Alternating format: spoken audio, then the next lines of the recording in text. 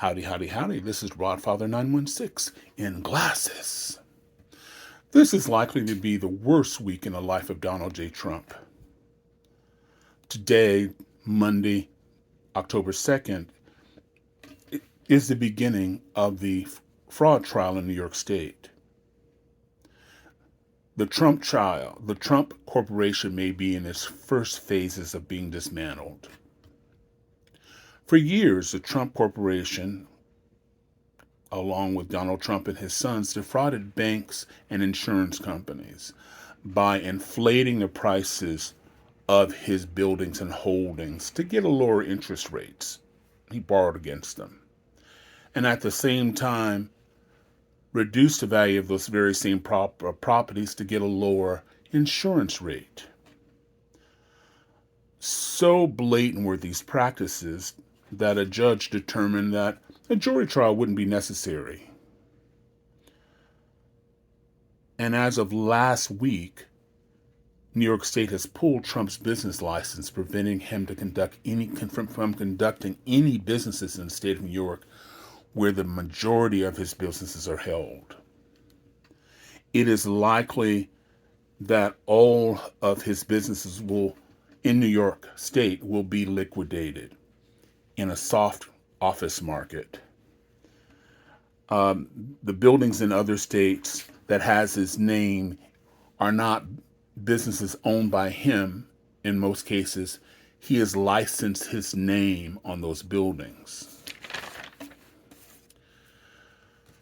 Trump has long wanted to create a legacy that exceeded his father's Fred.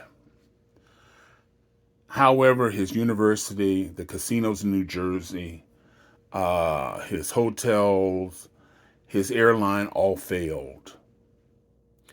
His status as a billionaire may be paper thin. If he can inflate prices of values of his business, then that's his overall net worth, maybe just on paper. The New York Attorney General, Letitia James, has requested a fine of $250 million to the Trump organization. However, analysts suggest the fine could be much higher. In addition to the fines, Trump could be sued by the banks and insurance companies that the corporation defrauded. In a few months, the Trump Corporation could be in ashes. Donald Trump has always wanted to be known in New York City as one of New York's players, one of the movers and shakers. He also wanted to be accepted into New York society, which he failed on both accounts. So what he did was he created a persona. A persona in demand.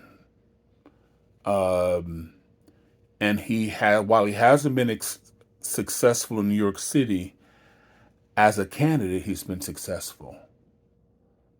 He's rewarded by mega fans who adore him and accept him absolutely for whatever he says, and they adore him. And I think that's what keeps him. But all of this stress with all of these trials taking place is taking a toll on him. His world's unraveling. You see some cognitive problems. You see remember, this is really affecting him. And there's been a debate whether it would be Georgia, where he could face jail time and there's no pardons available, or the other two pending trials, and then issues of money. He's hemorrhaging money. But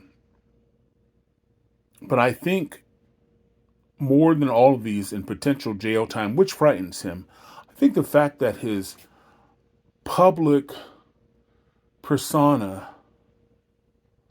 will be irreparably damaged, meaning that we are now behind the stage. We see Oz, the all-powerful Oz, for who he is. And it's a fraud.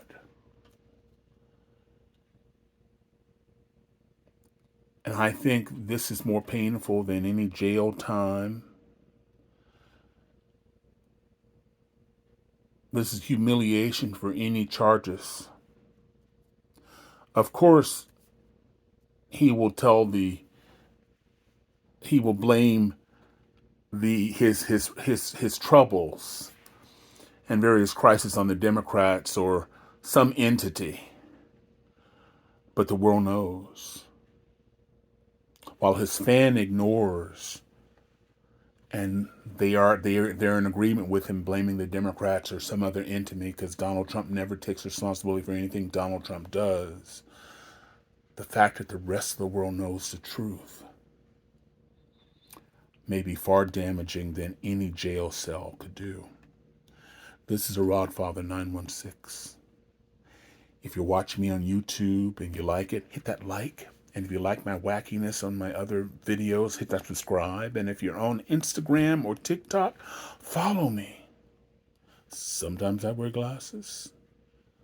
Sometimes I don't. But thank you for watching. This is Rodfather, wishing everybody love, joy, peace, and happiness.